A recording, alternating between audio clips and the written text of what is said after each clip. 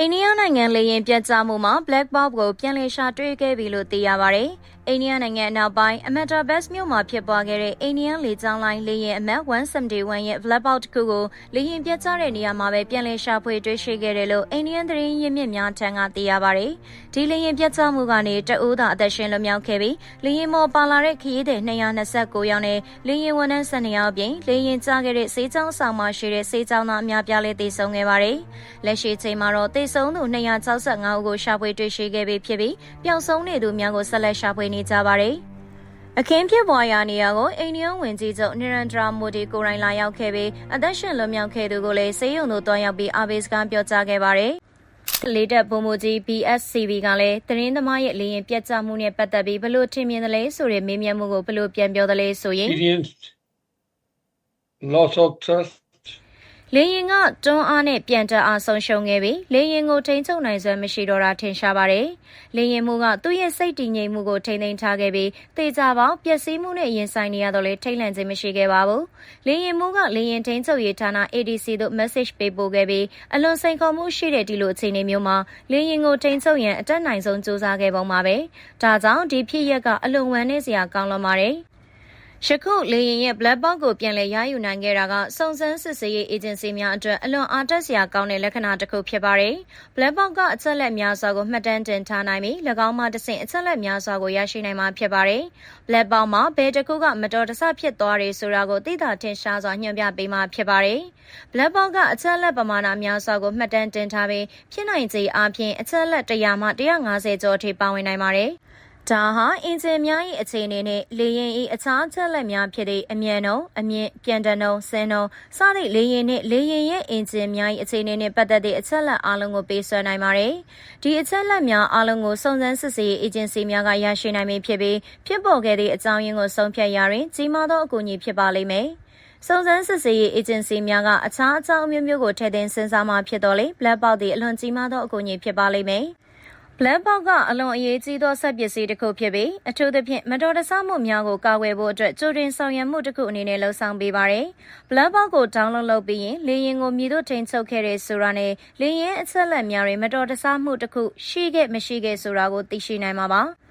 မတော်တဆမှုတစ်ခုမှာအခြားသက်သေများဒါမှမဟုတ်လေယာဉ်မှူးများထံမှအချက်လက်များမရရှိတဲ့အခါမျိုးမှာဒီ Black Box တွေကအချက်လက်များစွာကိုပေးစွမ်းနိုင်တဲ့အရေးကြီးတဲ့အစိပ်ပိုင်းတစ်ခုဖြစ်ပြီးဘယ်တစ်ခုကမတော်တဆဖြစ်သွားလဲဆိုတာကိုအပြည့်အဝပြသပေးနိုင်ပါတယ်။ Black Box ကထွက်ခွာချိန်ပြန်တက်ချိန်ခရီးသွားနေချိန်ချင်းကပ်ချိန်နဲ့ဆင်းသက်ချိန်အတွင်းအချက်လက်အလုံးကိုမှတ်တမ်းတင်ထားပါတယ်။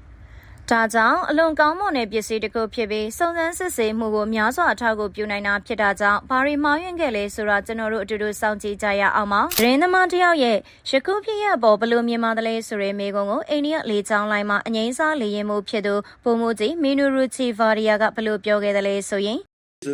that if the pilot felt that the speed was not enough to get lift ရုပ်သံမှာတဆင့်ထုတ်လင်းပြသခဲ့သောရုပ်ပုံများကိုကြည့်ရှုပြီးတဲ့နောက်မှာတော့လေယာဉ်ကပုံမှန်တိုင်းထွက်ခွာနိုင်ခဲ့ပုံရပါတယ်။အကယ်၍တစုံတစ်ယောက်ကလေယာဉ်သည်အလွန်လေးနေသည်ဒါမှမဟုတ်ပြန်တက်ဖို့လုံလောက်တဲ့တွန်းအားမထုံနိုင်ခဲ့ဘူးဟုယူဆထားရင်တော့ဒီယူဆချက်ကိုကျွန်တော်ပယ်ချပါမယ်။အကြောင်းကတော့လေယာဉ်မှုသည်လေယာဉ်အမြန်နှုန်းသည်လေယာဉ်ပေါ်ပြန်တက်ဖို့ lifting လုံလောက်မှုမရှိဟုခန်းစားရပါကပထမဦးစွာအောက်ဘိန်းများကိုချက်ချင်းပြန်ထုတ်လိုက်မှာပဲဖြစ်ပါတယ်။ဒုတိယအနေဖြင့်သူသည်ပုံမှန်တက်ခြင်း normal climb ကိုပြုလုပ်မှာမဟုတ်ပါဘူး။ပုံမှန်အားဖြင့်ပေ600အထိတက်ရောက်ခဲ့တာကိုတွေ့ရပါတယ်။ဒါဟာဖြစ်နိုင်ခြေအားဖြင့်တော့လေယာဉ်ကိုပြန်လည်ထိန်းညှို့ယူထားပြီးလေယာဉ်ကောင်းကိုချိန်ပြီးအမြန်နှုန်းကိုတိုးမြင့်ရန်ကြိုးစားမယ့်အနေအထားဖြစ်ပါတယ်။ဒါကြောင့်ဟိုဟာဖြစ်ရမယ်ဒီဟာဖြစ်ရမယ်ဆိုပြီးအလင်းစလိုကောက်ချက်ချဖို့စောလွန်နေပါသေးတယ်။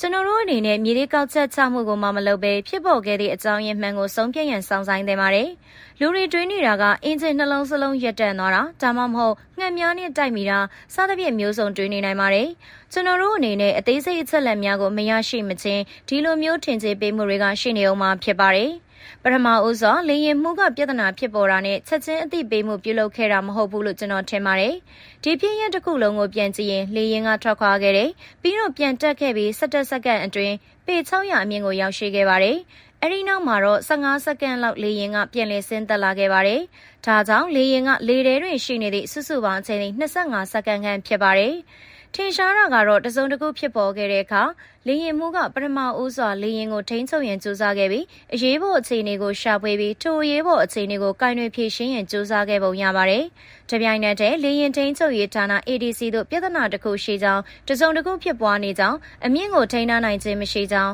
တွန်းအားကိုထိန်းထားနိုင်ခြင်းမရှိကြောင်းထုတ်လွှင့်ပြောကြားခဲ့ပုံရပါတယ်။